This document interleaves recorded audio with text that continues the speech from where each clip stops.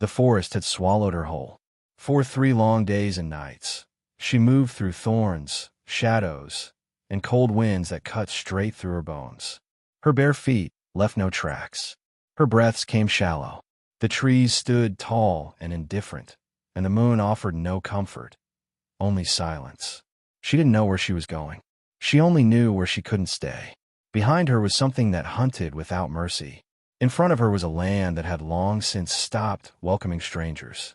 Until she saw the light. Faint at first, just a flicker in the darkness between the trees. It could have been a lantern, a fire, or a hallucination. But she followed it, limbs trembling, heart pounding like hooves on dry earth. And when she stumbled from the edge of the woods, skin scratched and lips cracked, she didn't find a town. She found a fence, a gate, a porch light that hadn't been lit in weeks, and the distant silhouette of a man who had no reason to help, but every reason to look the other way. He didn't. She collapsed before she could knock. Mud clung to her legs like chains. Blood had dried on her dress. When she fell, it wasn't with fear, it was with relief. Because even before the door opened, she knew something in this place had been waiting for her. And when he stepped out into the wind, shotgun lowered, eyes steady, he saw more than a stranger. He saw someone who had reached the very edge of herself and didn't let go. No one else would have opened that door. The townsfolk had long learned to fear what comes out of the forest. They spoke of bandits, runaways, curses too old to name. But this ranch, forgotten, quiet, sitting on the edge of nowhere, was the last place where mercy hadn't gone extinct. And the man who lived there, though broken in his own way, still remembered what it meant to offer shelter without questions. This is not a story about rescue.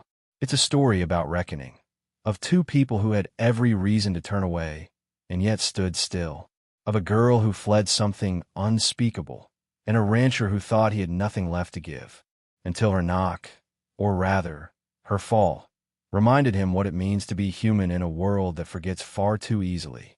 And what happened after that night would change not just the ranch, but the entire town that once closed every door. The rancher's name was Jonah, though few called him that anymore. Most folks in a nearby town referred to him only as the one who stayed. Years ago, after his wife passed, and the war left his younger brother buried somewhere beyond the Mississippi, Jonah withdrew from everything but the land. He kept his fences up, his boots worn, and his rifle clean. He wasn't cruel, just finished. Finished with people who promised more than they gave. Finished with looking others in the eye and wondering if they'd vanish too. But that night, when he heard the thud on the porch, something inside him cracked like dry timber under pressure. He opened the door, expecting the wind. Instead, he found her, unconscious, curled in on herself like a wounded animal. Dirt covered her arms. Her cheek was swollen, bruised a sick shade of purple. Her dress, once cream, was streaked with red and brown. Jonah didn't hesitate. He didn't ask what she'd done or who she'd run from. He simply lifted her, gently, as though afraid she'd break in his arms, and carried her to the spare room that had remained empty since his wife's passing. She didn't wake until morning. The first thing she saw was the cracked ceiling. The second was Jonah sitting in the corner, a cup of black coffee steaming in his hands. She flinched, but he didn't move. "You're safe here," he said quietly, as if those 4 words were foreign on his tongue. She didn't speak, not at first, just blinked slowly and pulled the blanket closer. He didn't push. In the West, silence was a language of its own, and Jonah knew how to listen. For the first 2 days, she didn't say a name. She barely ate, but she stayed. That was enough. Jonah brought water, broth, clean bandages. He fixed the broken lock on the door to make her feel less trapped. Outside, the forest kept its secrets. But inside that ranch, time began to soften. By the 3rd day, she sat by the fire. By the 4th, she asked, "Why did you open the door?" Jonah didn't lift his eyes from the flames. "Because no one ever opened one for me." And with that, a new silence settled between them. Not heavy like before, but thick with something else. Understanding. Not everything needed to be explained. Not every scar needed to be revealed. But something had shifted. The girl who ran, and the man who stayed, now shared something stronger than safety. They shared the quiet kind of trust the West rarely allows. The kind built not on words, but on the absence of judgment. It was a week before she gave him her name. Clara, she said one morning as she fed the chickens behind the barn. Her voice cracked on the syllables, as if the word itself had been hidden away too long. Jonah simply nodded, not asking for more. Names were precious things out there, like bullets or bread, and when someone handed you one, it meant they'd chosen to stay a little longer. The bruises on Clara's face began to fade, but the shadows in her eyes remained. She worked quietly, helping around the ranch in small ways, brushing down the old mare, stacking firewood, sweeping the porch where she had once collapsed. Jonah noticed how she moved cautiously, like the ground might shift under her feet at any moment. He never asked what happened, but she caught him watching once and said, "He didn't think I'd make it this far." She didn't say who he was. She didn't need to. News traveled slow through the valley, but not slow enough. By the second week, Jonah rode into town for supplies and found whispers waiting for him. A stranger had arrived at the saloon 2 days prior, tall, dark-coated, asking questions about a runaway girl and a ranch that smelled like weakness. Jonah said nothing. He bought his flour and beans, but as he mounted his horse to ride back, the sheriff stepped out. "You seen anything strange, Jonah?" The rancher looked him in the eye for the first time in months. "Not yet," he answered and rode on. Back at the ranch, the air had changed. Clara felt it before Jonah even returned. She stayed close to the house, eyes on the trees, ears tuned to the wind. That night, when he came home, he handed her a lantern. "Keep this lit," he said, "just in case." She didn't ask why. She simply placed it on the windowsill and lit the wick with steady fingers. Because when you've escaped once, you never stop watching the door behind you. But what Clara didn't know was that Jonah had begun watching too.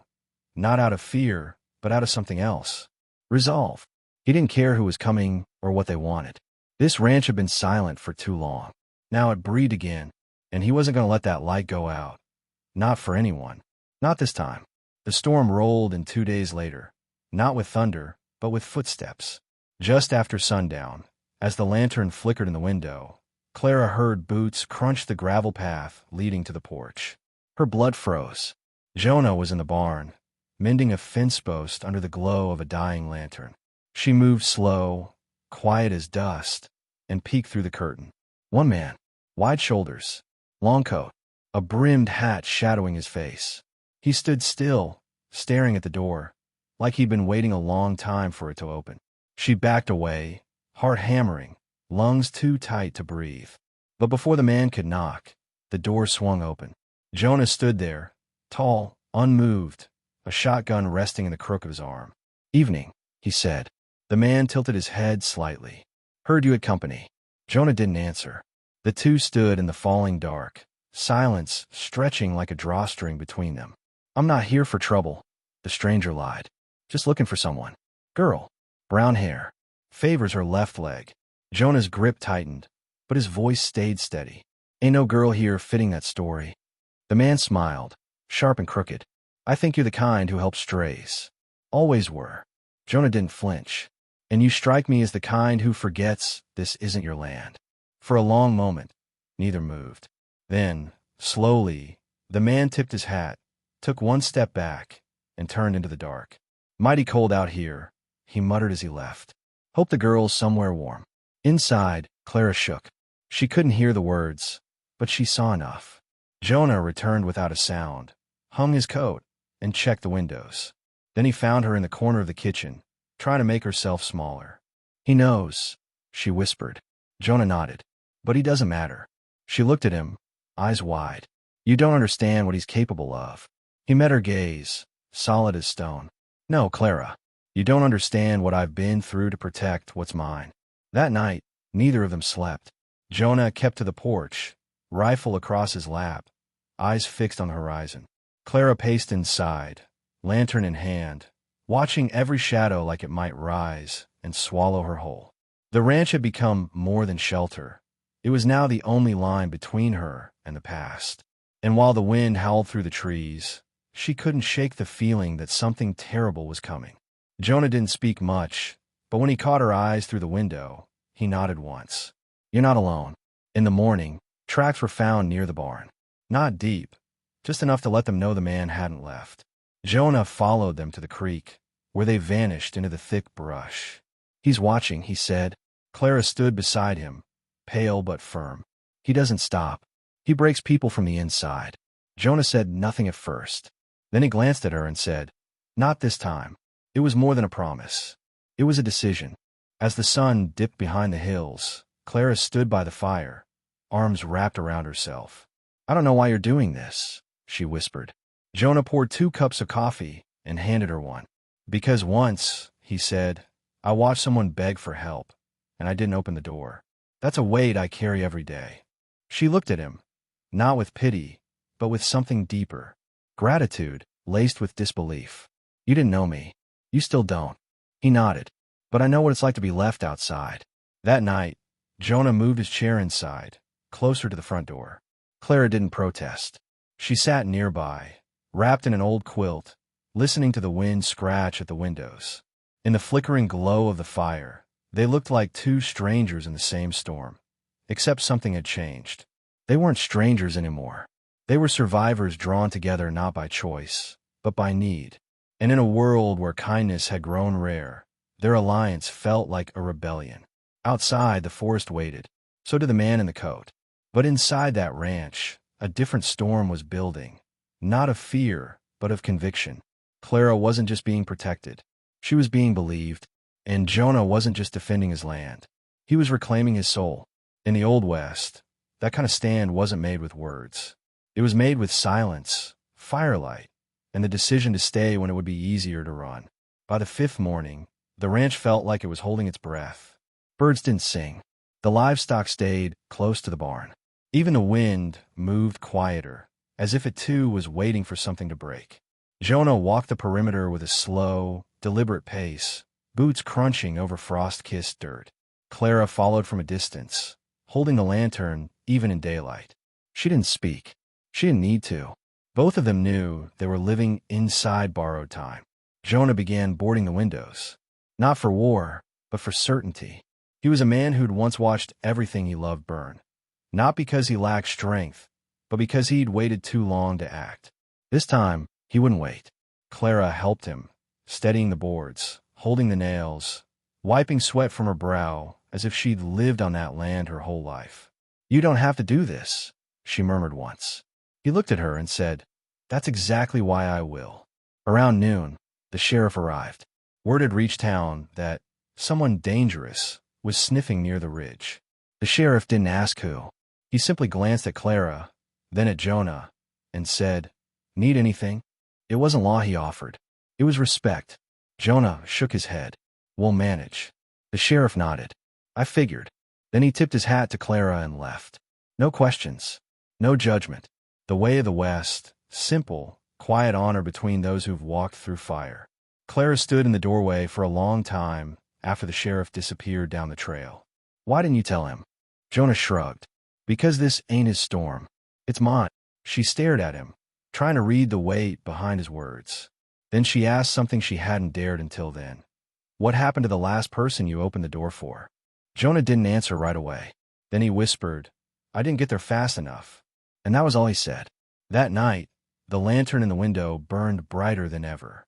Clara placed it there herself, hands firm, heart louder than it had been in weeks. In the living room, Jonah cleaned his rifle with the patience of a man who didn't want to fight, but would finish one if it came to his door. They didn't talk much. They didn't have to, because they both knew the truth. In the West, some reckonings come on horseback. Others come in silence. And one of them was already on its way. The attack didn't happen at night, as they expected. It came at dawn, when the frost still clung to the windows and the morning light bled pale over the hills. Clara had just poured water for the horses when she saw the figure near the trees, not sneaking, not charging, just standing there, watching. Her breath caught. She didn't scream. She didn't run. She turned slowly and walked back inside, locking the door behind her like she'd rehearsed it 100 times. Jonah didn't ask what she saw. He simply stood, walked to the window, and looked for himself. "He's alone," she whispered. Jonah nodded. "He always is, until he's not." They waited, still as statues, until the figure disappeared again into the forest. Not gone, just moving, searching, testing the edges of their resolve. Jonah lit the fire. Clara boiled coffee. It was the most fragile kind of calm, the kind that knows the storm is already circling the house. Around midday, hoof prints appeared by the creek, deeper than before, fresh, a sign that the man had circled, maybe even gotten close. Jonah took position in the barn, rifle in hand. Clara stayed in the house, the lantern always lit. The air itself seemed to tighten, as if the land knew it was being watched. Then, just before sunset, the sound came, a sharp knock on the door. Not rushed, not frantic, measured, as if to say, "I'm here." You know why? Clara's blood turned to ice. Jonah didn't move for a full breath. Then he stepped forward and opened the door slowly, just wide enough to speak through. The man stood there, coat dusted with cold, eyes like rusted nails. "You've got something that's mine," he said. Jonah replied evenly. "You've got nothing here but a choice. You walk away now, or you don't walk at all." The man chuckled low. "You gonna kill for her?" Jonah's eyes narrowed. "No, I'll stand for her. And that's worse for men like you." There was no gunfight, no sudden violence. The man smiled, thin and cruel, then turned and walked off the porch like he owned the dirt beneath his boots. But something had changed in that moment. He had expected fear. He found a wall. He had counted on silence. He found a voice. And when Jonah shut the door again, Clara exhaled for the first time in hours. "You think he's gone?" she asked. Jonah didn't answer. He just said, "He's not ready for what's coming next. But we are." The next days passed like a held breath. Every creak of the wood, every rustle in the brush, every crow's cry on the wind made Clara flinch. But Jonah never wavered. He kept working the land like he always had, methodical, steady. If danger was coming, he wasn't going to shrink from it. Clara began to follow his rhythm, feeding the horses at sunrise, patching old shirts by lantern light, and standing beside him as the sun dipped below the hills. The fear didn't leave, but something stronger took its place: readiness. Late one afternoon, Clara found Jonah carving a new fence post. His hands were calloused, his face drawn, but there was a peace in his work that calmed her. "Why aren't you angry?" she asked. "About what?" He replied without looking up. "About what he did. About all of it." Jonah paused, ran his thumb along the grain of the wood. "Because anger don't build fences. It just burns what's already standing." She nodded, not because she fully understood, but because she wanted to. That night, Jonah sat her down and laid a map on the table. "There's a way out," he said. "You could ride east. Take the pass through Red Hollow. Be gone before sunup." Clara looked at the map, then at him. "You want me to leave?" He shook his head. "I want you to live. Free. Without watching the door every night." She swallowed hard. "I'll never stop watching it." Jonah folded the map slowly. "Then stay. And help me keep it open for someone else who might need it one day." The man hadn't returned, but his shadow lingered. They knew it. The land knew it. Tracks still appeared near the creek. Tools went missing. A knife was found stuck in the post beside the barn, its blade rusted, but its message clear. He was circling, waiting, trying to make them crack. But the ranch had changed. It wasn't just soil and wood now.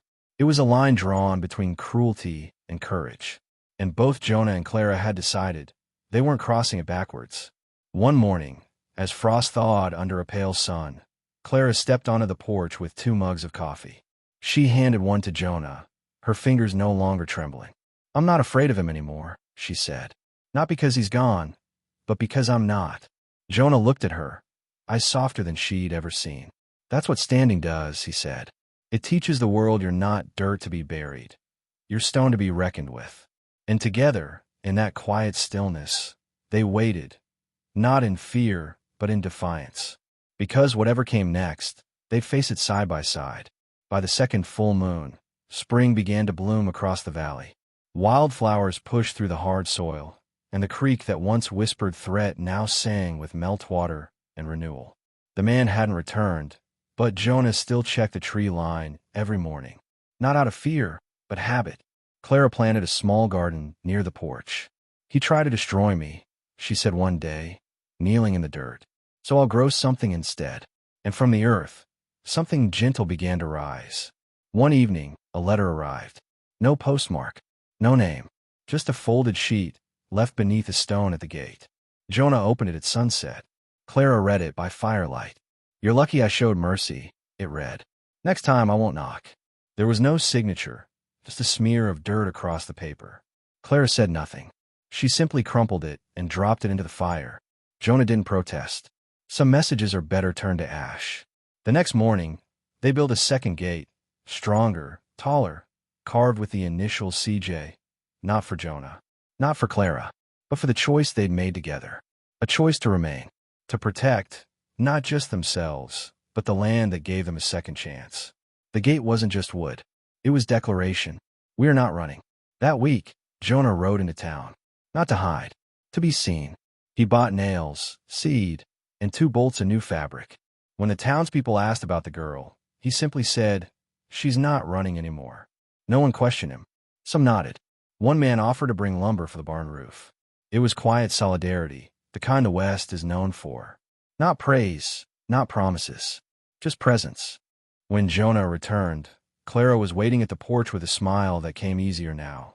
She helped him unload the wagon, her hands calloused, her eyes bright. And that night, as the lantern glowed once more in the window, the wind carried a different sound. Not warning, not silence, but peace. Fragile, earned, and defended not by bullets, but by the quiet decision to keep the door open, no matter what shadows might stand outside. Time moved on the ranch the way it always had. Slow, steady, respectful. Clara's garden began to bloom with life. Tomatoes, corn, and a row of sunflowers she planted in a line facing the trail, as if daring the past to come looking again. She no longer looked over her shoulder. She looked forward. Jonah kept working the land as he always had, but there was something lighter in his walk now, a quiet rhythm that hadn't been there in years.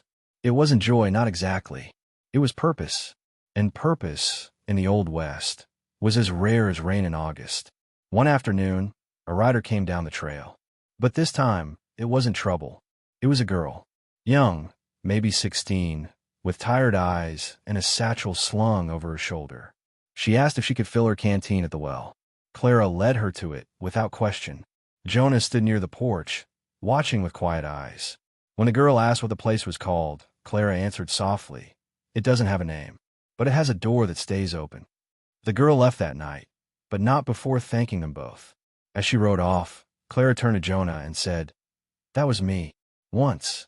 He didn't speak, but his eyes said everything. They were no longer just survivors. They were keepers now, of a place that held space for the broken, the running, the tired. And in doing so, they found a healing of their own. Not loud, not fast, but deep. As summer stretched across the hills, Dry Hollow began to change. Word had spread about the ranch that didn't turn people away. Some didn't believe it. Others came to see for themselves. And a few, the ones who needed it most, stayed for a while. Never many, never loud, but enough. Enough to prove that the West, for all its dust and scars, still had places where mercy could grow. And through it all, the man in the coat never returned. Maybe he was out there, waiting. Maybe not. But Jonah and Clara no longer lived under his shadow. They had turned his threat into something living, something rooted. A home, a haven, a stand. And the wind that once carried fear now carried the sound of hands working, of horses snorting softly, and of 2 people who learned that opening a door doesn't make you weak. It makes you unforgettable. Years later, long after Clara's hair had silvered and Jonah's steps had slowed, the ranch still stood, strong, weathered, and full of quiet stories whispered through its beams. Children now ran where fear once lingered, chasing dogs around the barn and picking wildflowers that grew along the fence. A sign hung above the gate, carved in Jonah's hand, "All who seek rest, come." It wasn't fancy, but it didn't have to be. The people who needed it always understood. Maggie, the girl who once rode away with the filled canteen, came back as a grown woman. She brought her own daughter and told her, "This is where I learned what safety feels like." She knelt beside the garden, now overflowing, and wept without shame. Clara held her hand. Jonah watched from the porch, his heart full but quiet. Because some legacies aren't shouted, they're planted, watered, lived. When Jonah passed, they buried him beneath the cottonwood at the trail's edge. Not in the middle of the ranch, but at the place where all journeys begin. His marker was simple. He stayed, and the world changed. And it was true. Because a man once chose not to close the door, and from that, 100 others opened. In a place where cruelty was common, he chose kindness. In a land of dust, he planted hope. Clara kept the ranch going, not for money, not for praise, but because it mattered. And the lantern in the window, the one that once signaled safety through the trees, stayed lit every night, no matter the weather. Some say they saw Jonah's shadow walking the fence line during the storms. Not haunting, just guarding, as if even in death, he still refused to let anyone fall alone. And so, the ranch lived on, a quiet miracle on the edge of the wild. Proof that one act of compassion, one door opened, can echo louder than any gunshot. In the Old West, they called it foolishness. But in Dry Hollow, they called it home. And every soul who found their way there carried the same lesson. It only takes one person to hold the door and change the story forever. In a land where doors were more often locked than open, one ranch dared to welcome the lost. Jonah didn't change the world with speeches or gunfire. He changed it by doing the simplest, hardest thing a person can do. He stayed. He stood when others turned their backs. He opened his door when silence would have been safer. And in doing so, he didn't just protect Clara, he rebuilt himself. That's what made his story unforgettable. Not what he fought against, but what he chose to build in the aftermath. Clara's journey wasn't about running. It was about reclaiming. And when she found the only door that opened, she found more than shelter. She found someone willing to stand beside her without needing the full story. That's the power of presence. That's the power of seeing someone when the rest of the world refuses to look.